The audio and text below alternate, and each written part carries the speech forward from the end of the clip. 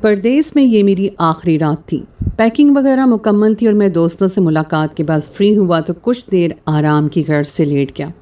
جب آنکھوں کے سامنے گزرے 10 سال گھوم گئے اور 10 سال یوں گزرے جیسے وقت کے ظالم پرندے نے اپنے ساتھ اضافی پر لگا لیے ہوں۔ بلا شبہ 10 سال کا عرصہ کافی طویل تھا اور پردیس میں گزرے ماہوں سال مجھے اپنا عادی بنا چکے تھے۔ بہرکیف یہاں جو 10 سال گزرے تھے میں نے زندگی کو بھرپور طریقے سے جیا۔ میں شاید تا عمر یہاں رک جاتا اگر پیچھے امی نہ ہوتی۔ امی کی یاد کبھی کبھار آتی لیکن دل اس بات سے مطمئن تھا کہ گزری زندگی کی تنگ دستی کے بعد اب پرآسائش زندگی پر وہ بہت خوش ہوں گی۔ پہل تو میں زیادہ تر فون کرنا پڑوس میں رہنے والے امجد انکل کے گھر، جو اماں کے دور پا کے رشتہ دار بھی تھے اور ان کی بیوی اماں کی اچھی دوست تھیں۔ اماں میری آواز سنتے ہی رونے لگ جاتی۔ کانوں کے عارضے کے سبب وہ بہت میری باتوں کو سمجھ نہیں پاتی تھی، اور پھر امجد انکل نے یہ کہہ کر بات کروانا بند کر دی کہ امی بات کو سمجھ نہیں پاتی اور وہ میرا حال احوال اور پیغام امی تک پہنچا دیتے ہیں، اور پھر میں نے بھی مصروفیت کا رونا ڈال کر اماں کا حال دریافت کرنا محدود کر دیا۔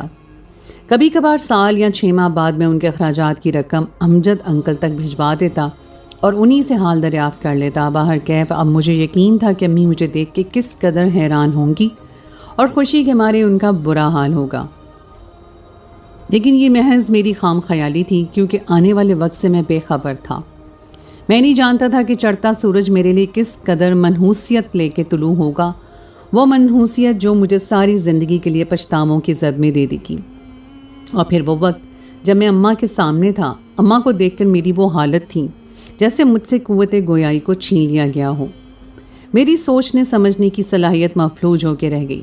شاید یہ قدرت کا انصاف تھا جو مجھے عین اس وقت پر کھینچ کر لایا جو وقت میرے لیے قہر بن جانا تھا۔ میں زبیر احمد اپنی ماں کا کل قیمتی سرمایہ، یا یوں کہہ لیں کہ میں ہی ان کی زندگی کی جمع پونجی تھا۔ یہ میرے بچپن کا وہ دردناک آواز ہے جب میں نے اپنے ددیال میں اماں کے ساتھ ہمیشہ برا سلوک ہوتے دیکھا۔ میں ناسمجھ تھا، مجھے نہیں پتا تھا کہ اماں کے ساتھ ایسا کیوں ہوتا ہے۔ میرے دادا اور دادی اور گھر کے باقی افراد اماں کے ساتھ وہ سلوک کرتے جیسے وہ اس گھر کے فرد نہیں بلکہ کسی دوسرے جہان سے مصیبت لا کر ان پر مسلط کر دی گئی ہو۔ انہیں وہ عزت کبھی نہیں ملی جو ایک بیٹی اور بہو کو ملنی چاہیے۔ میرا باپ بھی ان سب سے مختلف نہیں تھا۔ میں نے کبھی نہیں دیکھا کہ ابا نے امی سے محبت کے 2 بولوں کا تبادلہ کیا ہو۔ وہ ہمیشہ امی پر غصہ کرتے اور چھوٹی سی چھوٹی بات پر اسے ذلیل کر کے رکھ دیتے۔ گھر والوں کا بس چلتا تو امی کو ایک پل کے لیے بھی گھر نہ رکنے دیتے، لیکن وجہ تھی میرا باپ جو شاید میری وجہ سے یہ قدم نہیں اٹھاتا تھا۔ جو بھی تھا، ابا مجھ سے بہت پیار کرتے تھے۔ میں تب تک صرف دیکھ اور سمجھ سکتا تھا، لیکن ان کی حمایت میں کبھی بول نہیں پاتا تھا۔ شاید ڈرتا تھا کہ اماں کے ساتھ کہیں میں بھی اس عذاب کا شکار نہ ہو جاؤں۔ اماں ہمیشہ خاموش رہتی۔ مجھے ان کی خاموشی اور بے بسی کی وجہ سے سمجھ نہیں آتی تھی کہ ان کی اس بے وجہ خاموشی مجھے اچھا خاصا کھٹکتی۔ آخر وہ اپنے حق کے لیے آواز کیوں نہیں اٹھا لیتی؟ لیکن تب میں نے یہ جان لیا کہ جب کوئی بے بنیاد الزام کے بعد بھی خاموش نظروں سے آپ کی طرف دیکھ کر چپ ہو جائے تو سمجھ جاؤ یہ اس کی بے بسی کی آخری حد ہے۔ اور اماں نے اس حد سے کبھی تجاوز نہیں کیا۔ وہ بھی ایک ایسا ہی دن تھا جب میں اسکول سے واپس آیا تو اماں کے چہرے کو نیل و نیل دیکھ کر ہکا بکا رہ گیا۔ یہ معمول کی بات تھی، ابا اکثر اماں کو مارتے، لیکن آج ابا نے اس درندگی سے اماں کو مارا کہ ان کے چہرے کا حلیہ ہی بگاڑ ڈالا۔ لیکن کس لیے؟ صبح تک تو ایسا کچھ نیا نہیں تھا۔ آخر میں نے ان سے پوچھ ہی لیا، اماں آپ کے منہ پر کیا ہوا ہے؟ لقمہ بناتا ہاتھ کچھ دیر پل کے لیے رکا اور پھر انہوں نے میری طرف دیکھ کے نظریں چرا لی۔ میں سمجھ گیا وہ مجھے کبھی نہیں بتائیں گی، اس لیے میں خاموش ہو گیا۔ شام کو میرے باپ کی واپسی ہوئی تو دادی نے ایک بار پھر گھر کو سر پہ اٹھا لیا۔ احمد پوچھو اس سے آخر کہاں ہے میرے کنگن؟ کیسے یہ میرے کنگن چرا کر ہڑپ کر گئی؟ دادی کی آہو بگاؤ عروج پر تھی۔ میں نے امی کی طرف دیکھا جو تڑپتی ہوئی آنکھوں سے میری طرف دیکھ رہی تھیں۔ کس قدر دکھ تھا ان کی آنکھوں میں۔ معصومیت سے میں باری باری سب کے چہروں کو دیکھتا رہا، کسی کے چہرے پہ نرمی یا ہمدردی نہیں تھی۔ ابھی تک تم نے نہیں بتایا اماں کو کہ کنگن کے بارے میں؟ ابا نے گرجتی ہوئی آواز سے پوچھا۔ خدا کی قسم احمد، میں نہیں جانتی کہ وہ کدھر ہیں۔ میں نے آج تک اماں کے کمرے کی چیزوں کو ہاتھ تک نہیں لگایا۔ امی نے روتے ہوئے بے اختیار ہی سب کے سامنے ہاتھ جوڑ دیے۔ کتنی ڈرامے باز ہے یہ! دن بھر تو کیسے ہم پہ حکمرانی کرتی ہے اور اب کیسے ناٹک کرنے لگی ہو؟ چھٹ پھوپھو کی آواز میں وہ زہر تھا جس کو اگل کر وہ ابا کو امی کے خلاف مزید آگ بگولا کرنے میں کامیاب ہو گئی۔ میں کہتا ہوں سیدھی طرح بتا دو سچ۔ ابا امی پر مکمل بدظن تھے۔ زبیر اندر جا کر پڑھ لو۔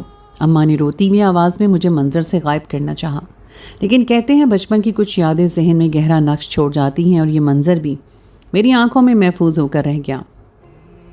کتنی ہی دیر تک وہ آوازیں کمرے کی دیواروں سے سر پٹک کر میری سماعتوں سے ٹکراتی رہیں، جس میں اماں کی منت سماجت واضح تھی، اور پھر آخر ابا نے ان کو یہ سزا سنا دی کہ وہ کسی بھی صورت کنگنوں کی قیمت ادا کریں گی۔ اس روت اماں دیر تک جائے نماز بچھا کے روتی رہیں۔ جب میں ان کے پاس جا کر بیٹھا اور پوچھا اماں اللہ کو کیا بتا رہی ہیں، وہ مجھے نم آنکھوں سے دیکھتے ہوئے مسکرائیں۔ میں اللہ سے دعا مانگ رہی ہوں میری جان۔ اماں اللہ سے کہیں کہ وہ آپ کو کنگن کے پیسے دے دیں تاکہ آپ کو دوبارہ ابا نہ ماریں۔ میں نے معصومیت سے انہیں دیکھتے ہوئے کہا تو وہ بے اختیار مجھے دیکھتی رہی اور پھر میرے ماتھے پر لب رکھ کر میری گود میں سلا لیا۔ یہ سلسلہ کئی راتوں تک چلتا رہا۔ ابا بائے روز گھنٹوں گھر سے باہر رہتے، کبھی کبھار وہ رات گئے تک نہ آتے۔ جب میں ان کا انتظار کرتے کرتے سو جاتا۔ ایک شام کو بھی جب ابا آئے تو کچھ پریشان سے تھے۔ میں نے ان کے ساتھ کھیلنے کی ضد کی تو وہ مجھے جھڑکنے لگے۔ ابا مجھ پر کام سختی کرتے ہیں۔ کچھ دیر بعد وہ چھت پر چلے گئے، میں بھی ان کے پیچھے چلا گیا۔ وہ اس بات سے بے خبر تھے کہ میں بھی ان کے پیچھے آ رہا ہوں۔ ابا بہت محتاط ہو کر ادھر ادھر دیکھ کر کونے میں بیٹھ گئے۔ میرا دل بری طرح سے دھڑک رہا تھا۔ میں ڈر رہا تھا کہ ابا چھپ کر ایسا کیا کر رہے ہیں۔ ابا کی پشت میری طرف تھی۔ وہ احتیاط سے کونے میں بیٹھ گئے اور زمین کو اپنے ہاتھوں سے کھودنے لگے۔ میں مسلسل کانپتے ہوئے ابا کو دیکھ رہا تھا۔ میں متجسس تھا کہ آخر وہ کیا نکال رہے ہیں۔ کچھ دیر کے بعد انہوں نے زمین سے جو نکالا میری آنکھیں پھٹی کی پھٹی رہ گئیں۔ ابا کے ہاتھ میں دادی کا جگمگاتا کنگن دیکھ کر میں کچھ پل کے لیے ساکت رہ گیا۔ تو کیا ابا؟ میں حیرانی کی کوئی حد نہیں تھا۔ ابا برے تھے مگر اس حد تک بھی آنکھوں کو دیکھ کر یقین ہی نہیں کر پا رہا تھا۔ اگر یہ چوری ابا نے کی تھی تو الزام اماں پر کیوں لگایا گیا؟ کوئی اس حد تک بھی گر سکتا ہے؟ ابا دن بھر کی نوکری مزدوری سے اچھا خاصا کما لیتے تھے تو ان کو کیا ضرورت پڑی تھی ایسا کرنے کی؟ یہ سب باتیں سوچتے ہوئے میں خاموشی سے واپس پلٹ آیا اور تھوڑی دیر کے بعد ابا نیچے آئے اور خاموشی سے گھر سے باہر چلے گئے۔ شاید کنگن ان کے پاس تھا اور ایک بار جی میں آیا سب کو بتا کر اکٹھا کر کے بتا دوں، لیکن پھر وہی چیز ہمت۔ شاید میرے اس عمل کی سزا بھی اماں کو دی گئی، تربیت پر اماں کو ہی دی جاتی۔ ابا کو وقت گزار کر واپس آئے، کافی دیر خوش تھے۔ اب وہ مجھے بہلا رہے تھے، لیکن میں خاموشی سے ان کے پاس سے اٹھ کر اندر چلا گیا اور انہوں نے سمجھا شاید میں ان سے ناراض ہو گیا ہوں۔ میں نے رات بھر کافی سوچا، خیال آیا کہ امی کو بتا دوں، لیکن پھر خاموش ہو گیا۔ صبح تک سب بالکل ٹھیک تھا جب اگلی شام اماں نے ایک بار پھر ابو کا پیسوں کا مطالبہ کیا، کیونکہ دادی کسی صورت اپنا کنگن نہیں بھول پا رہی تھیں۔ اور اس رات اماں گڑ گڑاتے ہوئے ابو کو کہہ رہی تھی احمد میں کدھر سے لاؤں پیسے؟ ٹھیک ہے تم پیسے نہ دو، میں تم سے نکلوا لوں گا، میرے پاس بہت سے طریقے ہیں۔ ابا مسلسل تل ملاتے ہوئے کہہ رہے تھے اور میں پاس ہی آنکھیں موندے سویا بنا رہا۔ میں بری طرح سے ڈرا ہوا تھا، پتہ نہیں اب کیا ہونے والا ہے۔ ابا باہر چلے گئی اور اماں مجھ سے لپٹ کر دیر تک روتی رہی۔ میں ابا کو بتا دیتا، اماں کو بتا دیتا، میرا دل چیخ چیخ کر کہہ رہا تھا کہ بتا دوں اماں وہ کنگن ابا کے پاس ہے، لیکن پھر ابا کو پتہ چل جاتا کہ میں نے ابا کو دیکھا ہے تو میرے سامنے اماں کا نیلو نیل چہرہ گھوم گیا۔ شاید اماں کو ہر صورت اس قیامت سے گزرنا ہی تھا جو ان کی منتظر تھی۔ کبھی کبھی میں سوچتا کہ کیا ہمارے ننیال والے نہیں ہیں؟ آخر اماں ان کے پاس کیوں نہیں چلی جاتی یا وہ اماں کے پاس کیوں نہیں آتے؟ خیر نہ ہی میرے پاس ان سوالوں کے جواب تھے اور نہ مجھے ملنے والے تھے۔ اماں پر آئے روز دن تنگ ہوتے گئے۔ ابا کی حرکتیں مشکوک تھیں، اب وہ اکثر گھر سے پیسے مانگتے، ان کے مشکوک رویے کو سب نے بھانپ لیا، لیکن سب خاموش رہے۔ اور پھر وہ دن بھی قیامت خیز تھا جب ابا گھر سے 2 دن تک غائب رہے، اور جب پلٹے تو ان کے ساتھ ایک اور انسان کا اضافہ تھا۔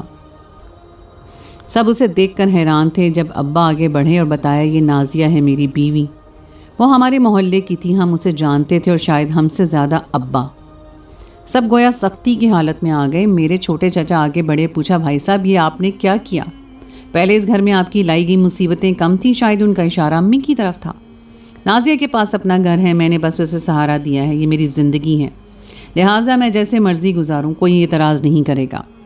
سب ان کی بات سے مطمئن ہو گئے، کم از کم وہ یہاں نہیں رہے گی، باہر بھلے ان کے لیے ابا 10 شادیاں کر لیں، ان کو کیا لینا دینا۔ میں نے پلٹ کر اماں کو دیکھا، وہ بس خاموشی سے ابا کو دیکھ رہی تھیں۔ میں نے ان کی آنکھوں میں شکایت کو کھرچنا چاہا، لیکن ان کی پلکوں سے ڈگمگاتے آنسو سب کچھ اپنے اندر جذب کر گئے۔ نازیہ کا استقبال اس منحوسیت سے کرو گی تم؟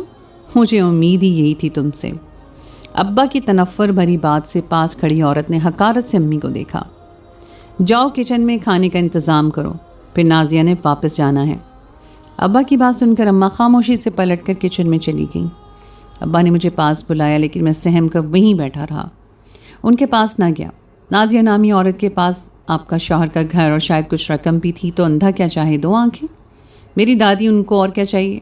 ان کے لیے یہ وجہ کافی تھی کہ اس عورت پر صدقے واری جانے کی۔ اب گھر میں اماں کی جگہ نہ ہونے کے برابر تھی، اور ابا کبھی کبھار گھر آتے اور اماں سارا دن کولو کے بیل کی طرح کام کے باوجود تانے اور حقارت آمیز باتیں سن کر خاموش رہتی۔ ایک بار ابا رات گئے کمرے میں آئے، کچھ دیر امی سے اکیلے میں بات کی۔ ان کے لہجے میں پہلے کی نسبت نرمی تھی، شاید اماں کے لیے یہی کافی تھا کہ اب ان سے نرم لہجے میں کچھ کہہ رہے تھے، اور پھر اماں کو اپنے ساتھ کہیں لے گئے۔ صبح جب میں اٹھا تو اماں گھر پہ موجود نہیں تھی۔ میں نے ان سے پوچھا تو وہ ٹال گئی، لیکن ان کی اتری ہوئی چہرے سے مجھے اندازہ لگانے میں دیر نہ لگی کہ کیا ہوا ہوگا۔ کم از کم ایسا کچھ نہیں تھا جس پر اطمینان ظاہر کیا جائے۔ میں اب بڑا ہو رہا تھا اور باتوں کو سمجھتا تھا۔ ابا اس شام دوبارہ آئے، اماں سے جانے کیا پوچھا۔ میں اس رات سے ناواقف تھا، آخر کیا بات تھی؟ جس کے بعد ابا نے اماں کو ایک بار پھر اپنے ظلم کا نشانہ بنایا۔ شاید وہ اماں کو کہیں لے جانا چاہتے تھے اور اماں نے انکار کر دیا۔ وہ مار پیٹ کر وارننگ دیتے ہوئے چلے گئے اور باقی گھر والوں سے کہا اس پر خاص نظر رکھی جائے۔ میں اس کا درخواست زیادہ تھا کہ مارے خوف کے حلق سے نوالا تک نہ اترا۔ یہ جان کر رات کا کون سا پہر تھا جب اماں نے مجھے جگایا، وہ بھی کافی خوف زدہ تھی۔ ان کے ہاتھ میں گٹری تھی، مجھے خاموشی سے اٹھنے کا اشارہ کر رہی تھی۔ ان کا یہ پراسرار انداز دیکھ کے میں گھبرا گیا۔ وہ جلدی سے مجھے ساتھ لپٹا کر دبے پاؤں گھر سے نکل گئی۔ میں حیران تھا، آخر اماں کو کیا ہوا؟ ہم رات کے اس پیر کدھر جا رہے ہیں، اور ابا اور باقی سب؟ میری سمجھ میں کچھ نہیں آیا۔ جب مسلسل چلتے چلتے ہم ایک مسجد میں جا پہنچے، میں نے اماں سے پوچھا اماں ہم کدھر جا رہے ہیں؟ میں نہیں جانتی زبیر، بس اتنا یاد رکھنا کہ تمہاری ماں نے عزت گنوانے سے بچا لی ہے، خود کو شاید، لیکن وہ دنیا والوں کی نظر میں تاعمر بے عزت رہے، مگر تم اپنی ماں کو ہمیشہ عزت دار سمجھنا۔ مجھے ان کی بات کی خاص سمجھ نہ آئی، لیکن میں ان کی بات سن کر سر اس بات میں ہلاتے ہوئے مزید ان سے لپٹ گیا۔ اب ان کی آنکھوں سے آنسو خشک ہو چکے تھے، شاید وہ تھک گئی تھیں حالات سے لڑتے لڑتے۔ دن نکلا تو ہم وہاں سے نکلے اور سڑک پر آ گئے۔ کافی دیر یوں ہی مسلسل چلنے کے بعد اماں گھر کے سامنے رک گئیں اور دروازہ کھٹکھٹایا۔ کچھ دیر کے بعد ایک اڈھیر عمر عورت نے دروازہ کھولا اور امی کو سر سے پیر تک دیکھا۔ اسما تم؟ ان کے لہجے میں حیرانی تھی۔ جی چچی۔ کچھ پل اماں کی جانب دیکھ کے وہ دروازے سے ہٹ گئیں اور راستہ دیا۔ ہم دونوں اندر چلے گئے۔ اس نے ہمیں کمرے میں بٹھایا۔ چچی یہ میرا بیٹا ہے، میں بہت مشکل حالات سے نبٹ کر ادھر پہنچی ہوں، مجھے کچھ وقت ادھر رکھ لیں، پھر میں کہیں اور بندوبست کر کے چلی جاؤں گی۔ اماں کی بات سن کر وہ خاموش رہی اور پھر اٹھ کر چلی گئی۔ کچھ دیر بعد وہ واپس آئی تو اس کے ہاتھ میں چائے اور بسکٹ تھے۔ اماں نے خاموشی سے چائے لے لی۔ اس نے بسکٹ مجھے دیتے ہوئے کہا کہ جاؤ بیٹا کھاؤ اور کھیلو۔ شاید وہ ہمارے نانا کی کسی رشتہ دار کی بیوی تھی اور اماں اسے چچی بلاتی تھی۔ ہم نے ان کے گھر رہنا شروع کر دیا۔ ان کی 2 بہویں تھیں، اماں سارا دن ان کا کام کرتی۔ کچھ دن کے بعد اماں کی چچی نے اماں کو بتایا کہ اس کے بیٹے نے اماں کو کام دلوا دیا ہے اور وہیں کوارٹر میں رہ لینا۔ دیکھو اسما، میں تمہیں اپنے پاس رکھ لیتی، لیکن تمہارے چچا کے بعد میں خود بیٹوں اور بہوؤں کی محتاج ہوں۔ یہ وہ سچ میں شرمندہ تھیں۔ نہیں چچی، آپ نے جتنا میرے لیے کیا یہ کافی ہے، بہت شکریہ۔ اماں کا لہجہ پرسکون تھا، شاید وہ اب سکون میں ہوں، کیا محتاجی کے دن ختم ہو گئے، کم از کم اب تو اپنی محنت سے کما کر وہ پرسکون جی لیں گی۔ میں کبھی کبھی سوچتا آخر ابا کہاں گئے، انہوں نے ہمیں کیوں نہیں ڈھونڈا، کیا میں انہیں یاد نہیں آتا؟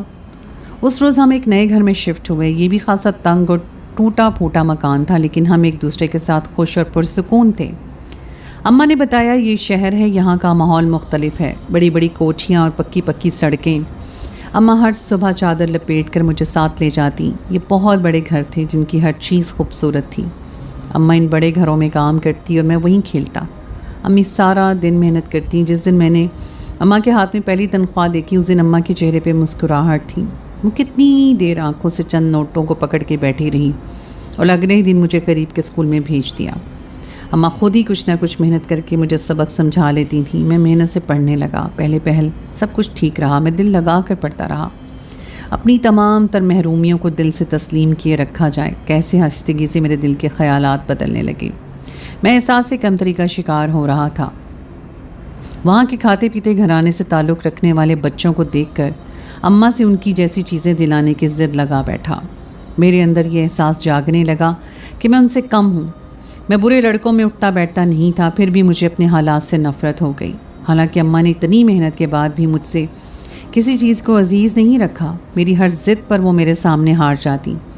مجھے اماں کے کام کرنے کے حوالے سے شرمندگی ہوتی. اماں کے پاس ہر بات کا جواب بس شکر تھا اور ابا کے حوالے سے خاموشی. میری عمر اور ضروریات بڑھنے لگیں تو اماں کی محنت بھی بڑھتی گئی اور اماں کی محنت کے ساتھ ساتھ دن بدن جوانی اور ہمت بھی جواب دیتی گئی. اماں کوشش کرتی کہ وہ میری ہر ضد اور خواہش کو پورا کریں. شاید وہ بہت محنت کے باوجود بھی مجھے اپنے جیسا قناعت پسند شخص بنانے میں ناکام رہی تھیں. آخر میں نے 10ویں کے امتحان پاس کر لیا. اچھے خاصے نمبر تھے. اماں کی خوشی دیدنی تھی. ان کی عمر بھر کی ریاضت رنگ لائی. آخر ان کا سپنا پورا ہو ہی گیا. اب میں نے اماں کو گھروں میں کام کرنے سے منع کر دیا اور خود اپنی نوکری کے بندوبست کے لیے نکل پڑا. میں نے کئی دوستوں کے ذمہ لگایا اور خود بھی جی جان لگا کر نوکری تلاش کی اور آخر ہم پر خدا نے رحم کیا. اماں کی دعاؤں سے قریبی فیکٹری میں مجھے نوکری مل گئی. میں بے حد خوش تھا. میں نے باقاعدگی سے دل لگا کر محنت شروع کر دی. اب میں اپنے دوستوں کے ساتھ اچھا خاصا پیسہ اڑاتا اور کچھ خرچ اماں کو بھی دیتا. اماں میری اس بے فکری پر مبنی زندگی سے فکر مند رہتی لیکن میں ہمیشہ اسے بہلا لیتا اور خاموش ہو جاتی. کام کے ساتھ میں نے پرائیویٹ طور پر FA کا امتحان بھی پاس کر لیا اور اب میرے ذہن میں بے شمار پیسہ چھاپنے کی دھن سوار ہو گئی. اماں ہمیشہ سمجھاتی کہ رزق جو حق کے مقدر میں ہو مل جاتا ہے. رزق کا لالچ آپ سے آپ کے حصے کے رزق کو بھی چھین لیتا ہے. لیکن میں بالغ تھا اور اماں کی باتوں کا کام ہی اثر لیتا. ابا کا میرے دل میں بس نفرت کا لبادہ اوڑھ کر ہمیشہ کے لیے بند ہو گیا. حالانکہ اماں آج بھی ابا کے خلاف کوئی لفظ نہیں کہتی تھیں اور باہر کی دنیا کو ہوا تک نہیں لگنے دی. مجھے اماں کی بے فکر کرنے میں نمایاں کردار ادا کرنے لگی. وہ دن جب میں نے اماں سے پردیس جانے کی بات کی. اماں کی آنکھوں کے سوالات مجھے آج بھی یاد ہیں. شاید وہ پوچھنا چاہتی تھی کہ اے میرے لخت جگر مجھے کس کے سہارے چھوڑ کر جا رہے ہو. اس کی حیرت زدہ آنکھوں سے چھلکتا درد کسی بھی دل کو پارا پارا کر دیتا. وہ جس کے سہارے جی رہی تھی وہی اسے بے سہارا چھوڑنے کی بات کر رہا تھا. وہ مسلسل انکاری تھی. شاید میرے بغیر ان کا جینا محال تھا لیکن میں مسلسل ضد کر رہا تھا. اماں چند سالوں کی تو بات ہے اور پھر ایسی بے بس نظروں سے وہ مجھے دیکھنے لگتی جیسے بے بسی ابا کی باتوں سے ان کی آنکھوں میں اتر آتی تھی. وہ کمرے کے اندر گئی اور کچھ دیر کے بعد آئی تو ان کے ہاتھ میں ایک تھیلی تھی. خاموشی سے تھیلی انہوں نے میری طرف بڑھائی. میں نے سوالیہ نظروں سے انہیں دیکھتے ہوئے تھیلی کو پکڑا. کھول کر دیکھا تو اس میں کچھ روپے اور سونے کی چھوٹی چھوٹی بالیاں تھیں. شاید وہ یہ سب کچھ میری شادی کے لیے جمع کر رہی تھیں. میں نے سوچا اور مسکرا کر شکریہ ادا کرتے ہوئے ان سے لپٹ گیا. سب سے ضروری تھا میرے خوابوں کی تکمیل جن کی بنیاد میں نے اماں کے مقدس جذبات کو رون کر رکھی. چچا امجد انکل کے ساتھ بغل میں اماں کے لیے کمرے کا مکان خریدا اور اماں کو ان کے حوالے کر کے پردیس چلا گیا. پہل میں اماں کے لیے فکر مند رہتا. اماں سے بات ہوتی. اماں نے بتایا امجد انکل اور ان کی بیوی ان کا اچھے سے خیال رکھتے ہیں. یہ سچ تھا یا تسلی بہرکیف میرے لیے اطمینان بخش تھا. اماں ٹھیک تھیں اور اپنوں کے درمیان محفوظ تھیں. کچھ وقت تک یہاں میرا کام اچھا لگ گیا. اماں کو بتایا تو وہ خوش ہوئی. زیادہ تر باتیں فون پر سمجھنے سے وہ قاصر تھیں سو میں مختصر حال حوال لیتا اور بعض ختم کر دیتا. میں نے اماں کو رقم بھجوائی اور تسلی کے لیے بات کی تو انہوں نے بتایا کہ رقم مل گئی ہے. وہ اکثر مجھ سے بات کرتے کرتے رو پڑتی. میں اداس ہو جاتا لیکن یہاں کی چکا چوند اور اچھی خاصی کمائی میری اداسی پر غالب رہتی. وہاں کی زندگی جس میں کسی بھی فکر کا نام و نشان نہیں تھا. میں خوش تھا, بہت خوش. میں نے سوچا 1-2 سال گزار کر واپس چلا جاؤں گا پھر اماں کو بھی راضی کر کے ساتھ لے آؤں گا. رفتہ رفتہ وقت نے مجھ پر پلٹا کھایا. میں ہمیشہ سمجھتا تھا کہ یہ میری محنت کا نتیجہ ہے جو مجھے مل رہا ہے لیکن پس پشت اماں کی بے لوث دعاؤں کو نظر انداز کر گیا. اسی لالچ بھری دنیا میں مگن ہو کر میں اپنی جنت کو بھول گیا. ہر سال آخری کرتے سال پر سال بیتتے چلے گئے اور اماں جدائی کی ڈور تھامے دن بدن گزرتی چلی گئی۔ دوستوں کا ہلکا بے فکری عیش ہر چیز وافر ملی تو میں نے اسما سے احمد یار کا بننے میں دیر نہ لگائی۔ جتنا بھی پیچھا چھڑا لیا جائے خصلتیں وراثت میں مل جاتی ہیں۔ امجد انکل کو کبھی کبھار خرچ بھیج کر میں اماں کی طرف سے بے فکر تھا اور یہی امید تھی کہ اماں بھی خوش ہوں گی۔ آخر ساری زندگی تھوڑی محرومیاں جھیلی ہیں، اب سکون سے بیٹھ کر وافر رزق مل رہا ہے تو کون نہ خوش ہو سکتا ہے۔ 10 سال تک یہاں میرے تعلقات عورت ذات سے بھی تھے، لیکن شادی میں اماں کی پسند سے کرنا چاہتا تھا۔ نہ جانے یہ انسانیت میرے اندر کدھر سے آ گئی، باہر کیف سوچ کر میں نے شادی نہ کی اور اب میں یہی خیال تھا کہ ماں کو جا کر یہیں لے آؤں گا اور ادھر ہی آرام سے شادی کروں گا۔ پھر آخر کار مجھے اماں پہ ترس آ ہی گیا جب میں نے واپسی کا فیصلہ کیا۔ پہلے خیال آیا امجد انکل کو بتاؤں، پھر یہ سوچ کر رک گیا کہ جا کر اموں کو ملوں گا تو دیکھوں گا کہ اماں کا کیا رد عمل دیتی ہیں۔ یقیناً وہ خوشی سے پاگل ہو جائیں گی۔ اور پھر طویل انتظار کے بادل چھٹے اور وہ دن بھی آ گیا جب میں نے اپنے وطن کی زمین پہ قدم رکھا۔ یہاں کی ہوائیں، اماں کی محبت جیسی مہربان تھی، مجھے لینے نہ کسی نے آنا تھا نہ ہی کوئی آیا، بھلا اماں کے سوا تھا ہی کون۔ یہ دوپہر 12 بجے کا وقت تھا جب میں اس سختہ حال مکان کے سامنے کھڑا تھا جسے 10 سال تک میری فرقت نے ویران کرنے میں کوئی کسر نہیں چھوڑی۔ ارد گرد کا ماحول یکسر بدل چکا تھا، مطلب 10 سالوں نے صرف مجھے ہی پرآسائش زندگی نہیں دی۔ گھر کو دیکھ کر میں کئی پل سخت رہا، یہاں کوئی بستا ہوگا؟ جیسے صدیوں پہلے یہاں کے باسی سے ہمیشہ کے لیے الوداع کہہ گئے ہوں۔ میرا تو ارادہ تھا کہ اب تک ماں نے سب کچھ بدل دیا ہوگا، لیکن میں حیران تھا، ایک انجانا سا خوف میری رگوں میں سرایت کر گیا۔ میری ہمت ہی نہ پڑی کہ قدم اس دروازے کے جانب بڑھاؤں جس کو تختے کو انتظار کی سولی پر لٹک رہا تھا۔ میں نے بمشکل قدم بڑھایا، 1 2 3، پھر دیوانہ وار بھاگ کر دروازہ کھولا۔ سامنے کا منظر دیکھ کے میری جان ہی نکل گئی۔ اماں کہاں تھی اور گھر اس قدر ویران، جگہ جگہ کوڑے کے ڈھیر، دیواروں سے ٹپکتی ہوئی یاسیت۔ میں آہستہ آہستہ قدم بڑھاتا کمرے کی جانب بڑھا۔ میں نے دروازے پہ ہاتھ رکھا تو وہ کھلتا چلا گیا۔ کمرے کے کونے میں بیٹھے وجود نے شاید اب ساری امیدیں دفنا دی تھیں، سو اس نے پلٹ کر دیکھنا گوارا نہ کیا۔ کون ہوگا؟ کون آیا ہوگا؟ ویران اور خستہ حال سے کمرے کے کونے میں پڑے صندوق کے پاس بیٹھی ہوئی ضعیفہ، جس کے سر کے بال سفید اور ملگجی سے حلیے میں وہ دروازے کی جانب پشت کیے بیٹھی تھی۔ میری آنکھوں میں آنسو تواتر سے بہنے لگے۔ منظر میرے سامنے دھندلا ہو گیا، مجھے سانس لینے میں دشواری ہوئی، میرے مضبوط قدم ڈگمگا رہے تھے۔ کیا یہ اماں تھی؟ اماں، میں نے قدرے آہستہ سے پکارا۔ جب ساکت بیٹھے نفوس نے حرکت کی اور بے اختیار پلٹ کر مجھے دیکھا۔ آسمان مجھ پر یک لخت ٹوٹ پڑا، میں ایسے تو نہیں چھوڑ کر گیا تھا۔ چہرہ جھریوں زدہ، سفید بال، پیلا اور کمزور وجود اور پیٹ۔ میری نظر ان کے پیٹ پہ جا ٹھہری جو حد سے زیادہ بڑھا ہوا تھا۔ میرے ارد گرد دھماکے ہونے لگے۔ یہ سب کیا تھا؟ میں پنجوں کے بل جا کر اماں کے سامنے بیٹھ گیا۔ جانے وہ رو کیوں نہیں رہی تھی، بس مجھے دیوانہ وار دیکھتی رہی۔ ان بوڑھی آنکھوں نے کافی حد تک اپنی بینائی کھو دی تھی، اور کس قدر دردناک ہے میرا انتظار، تکتے تکتے اندھا ہو جانا۔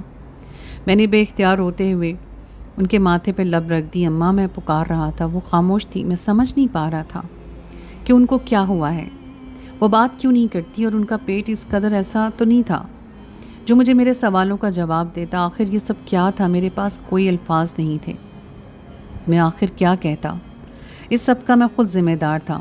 میں نے سب کچھ وہیں چھوڑا اور اماں کو اٹھا کر باہر لے آیا۔ میرا ذہن مفلوج تھا کہ میں ایسے کام میں شروع ہو چکا تھا، میں نے ایسا کبھی نہیں سوچا تھا۔ شاید میں ابا سے بھی بدتر نکلا۔ اماں کو بٹھا کر میں باہر نکلا، ٹیکسی لی اور اماں کو لے کے ہسپتال پہنچا۔ اماں تکلیف میں تھی، بے حد تکلیف میں۔ میں نے ہسپتال میں ایمرجنسی اماں کو ایڈمٹ کروایا اور ڈاکٹر نے مجھے باہر بلایا تو میرا دل دھک دھک کر رہا تھا۔ میرے دل ہی دل میں اللہ سے دعا کرنے لگا۔ ڈاکٹر نے مجھے بتایا کہ مریضہ سے آپ کا کیا رشتہ ہے؟ ماں، یہ میری ماں ہے۔ ڈاکٹر صاحب، میری زبان لڑکھڑا رہی تھی۔ ڈاکٹر کتنی دیر مجھے حیرانگی سے دیکھتا رہا۔ آپ نہیں جانتے آپ کی ماں کے ساتھ کیا مسئلہ ہے؟ میں پشیمانی کے ساتھ نہ صرف ہلا گیا، اور پھر ڈاکٹر کی زبان سے الفاظ نہیں زہر اگل رہے تھے جو میرے اندر تک سرایت کر گئے۔ ایک ایسی ہی چپ جس نے اماں کے لبوں کو سی ڈالا، ایسی چپ میرے لبوں پر لگ گئی۔ بچپن کی تمام دہشتناک یادیں میری آنکھوں کے سامنے کسی فلم کی مانند گھوم رہی تھیں۔ اماں پر بیجا ظلم، سختیاں، محرومیاں اور ساری محرومیوں کا یہ صلہ۔ ابا کے چنگل سے نکل کر بھی اماں نے باقی زندگی میرے لیے وقف کر دی۔ میں واپس اماں کے پاس آیا، میں نے ان کے سر پر ہاتھ رکھا، بے تحاشا رونا شروع کر دیا۔ وہ دواؤں کی وجہ سے غنودگی میں تھی۔ میں دیوانہ وار ان کے ہاتھوں اور چہرے کو چوم رہا تھا۔ اماں میں آپ کا گنہگار ہوں، اماں مجھے معاف کر دیں، اماں مجھ سے کچھ کہہ دیں، یہ نہ ہو کہ میں پچھتاوے سے مر جاؤں۔ اماں میرا دل پھٹ رہا ہے، لیکن اماں خاموش تھی۔ تو کیا یہ آغاز مکافات تھا؟ مجھے خود پر ہوش نہیں تھا کہ میں کسی سے جا کر پوچھتا کہ میری ماں کب سے اس حالت میں ہے۔ میں ڈاکٹروں سے بنا منت سماجت کرتا کہ وہ مجھے کچھ بتا دیں۔ وہ بھی صرف یہ کہتے آپ پہلے کہاں تھے جب آپ کی ماں کے ساتھ یہ سب ہو رہا تھا۔ ڈاکٹرز نے بے بسی سے کہا دعا کریں، ہم اپنی پوری کوشش کر رہے ہیں۔ جیسے بھی اس کشمکش میں پھنسے ہوئے تھے کہ یہ سب اتنی دیر سے کیوں ہو گیا۔ میں دعا گو تھا دینے سے گزرے جیسے ہر لمحہ ایک نئی اذیت لے کر آیا ہو۔ ہسپتال کے طویل کوریڈورز میں بھٹکتے ہوئے کبھی کمرے کے اندر کبھی باہر، میں بے یقینی میں مبتلا تھا۔ کئی بار اماں ہوش میں آتی تو میں خوش ہو جاتا، انہیں دیکھ کر دل کو تسلی ملتی کہ شاید سب ٹھیک ہو جائے گا، لیکن وہ پھر خاموش ہو جاتی۔ ان کی آنکھوں کی محبت سے میں یہ ضرور سمجھ لیتا کہ وہ مجھے پہچان رہی ہیں، لیکن ان کی خاموشی کا بوجھ میرے دل پر مزید بھاری ہوتا جا رہا تھا۔ کبھی کبھی اماں کمزوری کے باوجود مشکل سے ہاتھ اٹھا کر میرے چہرے پہ ہاتھ پھیرتیں، جیسے وہ کہنا چاہتی ہوں کہ وہ ابھی بھی میرے ساتھ ہیں، لیکن وہ کچھ نہیں کہہ پاتی۔ ان کا چہرہ، ان کی آنکھیں، وہ سب جیسے کسی گہرے سناٹے میں ڈوب چکی تھی، اور جب کبھی کوئی لفظ زبان سے نکلتا وہ بھی میری سمجھ سے باہر ہوتا۔ جانے ان کا دماغ بیماری نے کس حد تک مفلوج کر دیا تھا۔ اس تکلیف دہ خسارے کا مجھے ہر لمحہ احساس ہونے لگا، لیکن میں تب تک خود کو تسلی دے رہا تھا کہ شاید کوئی معجزہ ہو جائے۔ ہر دن کے ساتھ میں ان کی زندگی میں، ان کی موجودگی میں کسی تسلی کی تلاش میں تھا۔ یہ میری آخری امید تھی، وہ آخری رشتہ تھا جس نے مجھے دنیا کے دکھوں کے باوجود زندگی میں تھام رکھا تھا۔ پھر وہ شام آئی، اذیت ناک شام، جس نے میری دنیا ہمیشہ کے لیے بدل دی۔ میں اسپتال کے کمرے میں بیٹھا تھا، اماں کے ساتھ ان کی حالت مزید بگڑ رہی تھی، اور مجھے احساس ہو رہا تھا کہ کچھ ٹھیک نہیں ہے۔ اچانک اماں نے خون کی الٹی کی۔ وہ لمحہ میری زندگی کا سب سے خوفناک تھا۔ میں دیوانہ وار بھاگ کر ڈاکٹر کو بلانے گیا۔ میرے اندر کی چیخیں کانوں تک پہنچ نہیں پا رہی تھی، دل تیزی سے دھڑک رہا تھا جیسے وقت تیزی سے ختم ہو رہا ہے، لیکن جب تک ڈاکٹرز آئے بہت دیر ہو چکی تھی۔ اماں کی آنکھیں ہمیشہ کے لیے موند چکی تھیں۔ وہ خاموش جو کئی سالوں سے چھائی ہوئی تھی، اب مکمل طور پر اس دنیا پر چلی گئی۔ اماں مجھے چھوڑ کر جا چکی تھی۔ اس لمحے میں اپنے وجود کو کھو بیٹھا تھا، جیسے میری روح کا ایک حصہ ہمیشہ کے لیے مر گیا ہو۔ میں چیخ چیخ کر اسپتال کی دیواروں کو ہلا رہا تھا۔ میرے دل میں اکٹھے ہوئے سارے دکھ، جدائی کا دکھ، مکافات کا دکھ، محرومیوں کا دکھ، سب یکجا ہو چکے تھے۔ ایسا لگتا تھا جیسے میری پوری دنیا میرے قدموں تلے بکھر چکی ہو۔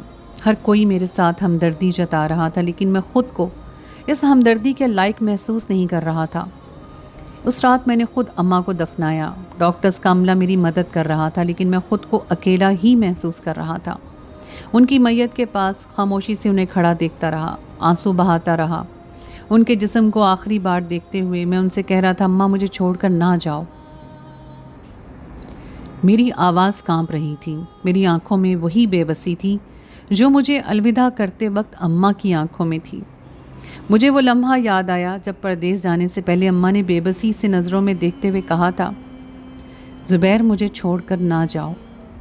یہ وہ آخری بات تھی جو انہوں نے مجھے کہی تھی، اور آج وہی بات میرے دل کے اندر گونج رہی تھی۔ اماں کا یہ کہنا اور پھر وہ ہمیشہ کے لیے چھوڑ جانا میری زندگی کا سب سے بڑا درد بن چکا تھا۔ اس آخری سہارے کا چھوڑ جانا جس کے سہارے آپ اپنی پوری زندگی گزار رہے ہوں، ایک ایسا درد ہے جس کا کوئی مداوع نہیں۔ لیکن پہلے تو میں نے اس رات میں اس خستہ مکان کی دیواروں سے لپٹ کر رویا۔ اس کی وحشت مجھے کاٹ کھانے کو دوڑنے لگی۔ مجھے ارد گرد اپنا کوئی ہوش نہیں تھا۔ پھر میں نے لرزتے ہوئے قدموں سے خود کو سنبھالا اور اماں کے اس واحد نشانی صندوق کے پاس جا کر بیٹھ گیا۔ شاید مجھے اس سے کچھ مل جاتا۔ میں نے اسے کھولا اور ایک ایک چیز کو اٹھا کر آنکھوں سے لگاتا رہا۔ میرے کپڑے، میرے استعمال کی ہوئی چیزیں، میرے بچپن کے کھلونے، میری بھیجی ہوئی کچھ رقم اور کچھ شوق اور بھڑکیلے لباس جو شاید میری شادی کے خوابوں کو بنتے ہوئے اماں نے میری دلہن کے لیے بنائے تھے۔ وہ ہر ایک چیز مجھے چیخ چیخ کر بتا رہی تھی 10 سال کا طویل عرصہ تمہاری ماں نے ہم سے لپٹ کر گزارا ہے۔ ہائے یہ کس قدر بدبختی تھی، کاش ممکن ہوتا تو میں کچھ وقت کے لیے اماں کو واپس لے آتا، یا پھر کاش کے لفظ کاش دنیا میں نہ ہوتا۔ میں روتے روتے وہیں فرش پر سو گیا۔ جب مجھے صبح کسی کے پاؤں نے ہلایا، میں نے بمشکل آنکھیں کھولی، جلدی سے اٹھ کر بیٹھ گیا۔ امجد انکل، وہ مجھے دیکھ کے مجھ سے زیادہ حیران تھے۔ زبیر، حیرانی صرف کچھ پل تھی، اس کے بعد ان کی آنکھوں میں میرے لیے شدید نفرت کے جذبات امڈ آئے۔ امجد انکل، آپ مجھے بتا سکتے تھے نا کہ اماں کس حال میں ہیں؟ میں نے غصے اور دکھ سے چیخ کر ان سے پوچھا۔ کیا تمہیں یہ جاننے کے لیے بھی کسی کی ضرورت تھی کہ وہ ایک بوڑھی عورت جسے تم 10 سال پہلے بے یارو مددگار چھوڑ گئے تھے تمہارے بعد کس حال میں ہوگی؟ شاید وہ ٹھیک کہہ رہے تھے۔ میں خاموش ہو گیا۔ میں دھاڑے مار مار کر رونے لگا جب وہ میرے پاس بیٹھ گئے۔ میں نے انہیں بتایا کہ اماں نہیں رہی۔ بے اختیار ان کی آنکھوں سے آنسو نکلے۔ تمہارے بعد وہ خاموش ہوتی چلی گئی۔ وہ یہی سمجھتی تھی کہ شاید تم پلٹ آؤ۔ ہر دن وہ سورج نکلنے سے غروب ہونے تک تمہارا انتظار کرتی۔ دن میں 10 بار وہ مجھ سے پوچھنے آتی، زبیر بتاتا ہے کہ کب آئے گا؟ آہستہ آہستہ جیسے تمہارا رابطہ ختم ہوتا گیا، اس کی امید ختم ہوتی گئی۔ اس کی آنکھیں تمہاری یاد میں رو رو کر خشک ہو گئیں۔ وہ سارا دن گھر میں تمہاری چیزوں سے باتیں کر کر کے نفسیاتی مریضہ بن چکی تھی۔ اور پھر 2 سال بعد جب اس شدید دکھ نے اسے اپنی لپیٹ میں لیا، میں نے کہیں باہر چاہ کے تمہیں بتاؤں، لیکن اس نے سختی سے منع کر دیا۔ میرے بیٹے نے بچپن میں بہت محرومیاں دیکھی ہیں، شاید اب اس کی زندگی میں بہار آئی ہو۔ امجد، اسے میرے بارے میں کبھی کچھ نہ بتانا۔ میں نہیں چاہتی کہ میں اپنے بیٹے کے لیے پریشانی کی وجہ بن جاؤں۔ میرا دل چاہتا ہے کہ مرنے سے پہلے میں اسے دیکھ لوں، شاید وہ لوٹ آئے، لیکن اگر وہ میرے مرنے کے بعد کبھی لوٹے تو اسے بتانا تمہاری ماں نے ہر پل تمہارا انتظار کیا، تمہیں یاد کیا اور تمہاری سلامتی کی دعائیں مانگی۔ اسے تم سے کوئی گلہ نہیں ہے، نہ ہی وہ تم سے خفا ہے، لیکن اگر میرے مرنے کے بعد لوٹو تو ایک بار مجھے قبر پہ جا کے ضرور ملنا۔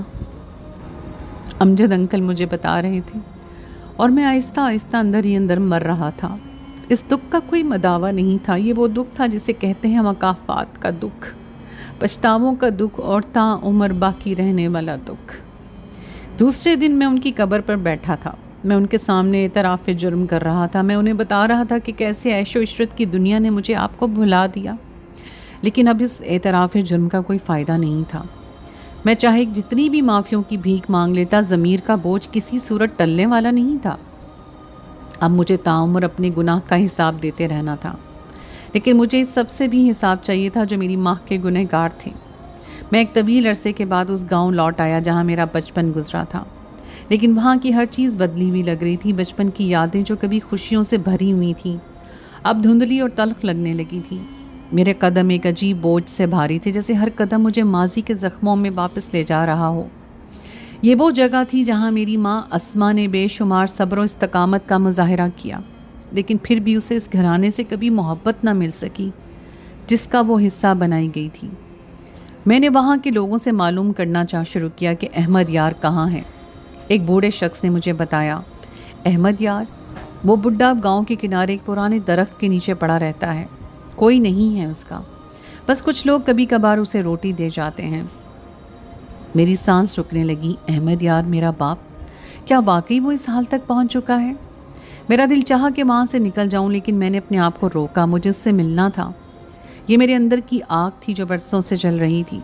میں اس بوسیدہ درخت کے نیچے پہنچا جہاں ایک چارپائی پہ ایک بوڑھا شخص لیٹا ہوا تھا۔ وہ اتنا نحیف اور کمزور تھا کہ میں نے اسے پہچاننے میں وقت دیا۔ میرے سامنے جو آدمی تھا وہ میرا باپ احمد یار تھا، لیکن اس کی حالت ایسی تھی کہ جیسے زندگی کے سارے رنگ اس سے چھن چکے ہوں۔ اس کا جسم کمزور اور جھریوں سے بھرا ہوا تھا، آنکھوں میں کوئی چمک نہیں تھی اور وہ اوندھے منہ لیٹا ہوا تھا۔ میں نے اس کے قریب جا کر دیکھا، اس نے میری موجودگی کو محسوس کیا، لیکن وہ پہچان نہ سکا۔ کون ہو تم؟ اس نے اپنی کمزور اور تھر تھراتی ہوئی آواز میں پوچھا۔ مجھے یہاں کون دیکھنے آیا ہے؟ میرے اندر نفرت اور غصے کا طوفان اٹھا، لیکن میں نے خود کو قابو میں رکھا۔ میں اسے صرف دیکھتا رہا جیسے ایک تماشائی ہوں۔ جو ایک ایسے شخص کو دیکھ رہا ہے جس نے اپنی زندگی کے سارے پل تباہ کر دیے ہوں۔ اس نے دوبارہ پوچھا، کون ہو تم؟ سالوں سے کوئی میرے پاس نہیں آیا۔ میں نے خاموشی سے اس کی طرف دیکھا، میری زبان جیسے گنگ ہو گئی ہو۔ وہ مجھے پہچاننے کی کوشش کر رہا تھا، لیکن اس کی آنکھوں میں نظر نہ آنے والی بینائی نے اس کی ساری کوششیں ناکام بنا دیں۔ اس کی آواز میں حسرت اور بے بسی تھی۔ تمہیں کیا چاہیے؟ کیوں آئے ہو؟